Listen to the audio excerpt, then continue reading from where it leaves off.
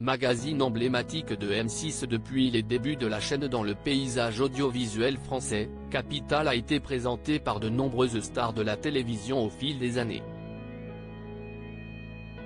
Des journalistes comme Emmanuel Chain, Guy Lagache, ou bien encore Thomas Soto, ont incarné ce programme diffusé le dimanche en prime time sur M6. Désormais, c'est Julien Courbet qui est aux commandes de ce magazine depuis qu'il a rejoint la chaîne en 2018.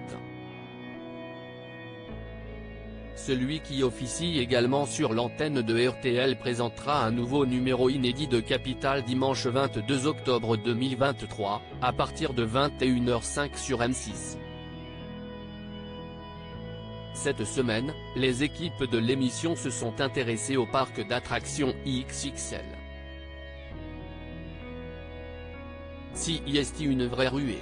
Après un nombre record de 70 millions de visiteurs en 2022, les 200 parcs français ont vu leur fréquentation encore augmenter cet été, entre plus 10 et plus 20%.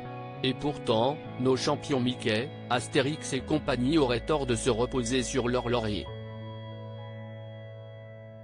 De plus en plus de familles traversent les frontières pour découvrir des parcs installés tout près de chez nous. En Allemagne, c'est le parc géant Europa Park qui leur tend les bras. Classé meilleur parc au monde, il attire 6 millions de visiteurs par an, dont un quart de Français séduits aussi par son dernier espace aquatique XXL, Rulantica. En Espagne, c'est un autre géant qui les aimante, PortAventura, près de Barcelone. Plus de 5 millions de visiteurs, dont 20% de Français, a indiqué M6 dans un communiqué. Capital, les parcs d'attractions XXL à la conquête des Français et au nord, en Belgique ou aux Pays-Bas, des parcs comme Efteling, Plopsaland ou Belle Waerde font venir eux aussi des centaines de milliers de Français. Qu'ont-ils de si attrayant pour justifier le voyage? Transport en autocar, gare TGV dédiée ou liaisons aériennes spécifiques, comment ces parcs voisins font tout pour faciliter le trajet et chouchouter les clients français? Au final, entre le coût du trajet, le billet d'entrée, l'hébergement et les à côté sur place, s'amuser à l'étranger revient-il moins cher qu'un séjour dans un de nos parcs stars?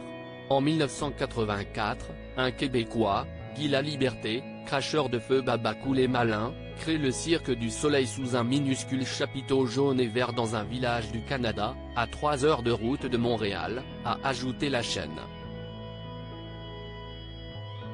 La petite troupe de saltimbanques subventionnée par l'État va vite se transformer en une success story ultra rentable, générant désormais un chiffre d'affaires de près d'1 milliard d'euros. Comment le Cirque du Soleil s'est-il imposé, en seulement 40 ans, comme un géant mondial de l'industrie du spectacle? Avec une quarantaine de spectacles en tournée, de New York à Tokyo en passant par Paris, Bordeaux ou Bruxelles, le Cirque du Soleil est devenu une machine à rêve, et à cash, planétaire.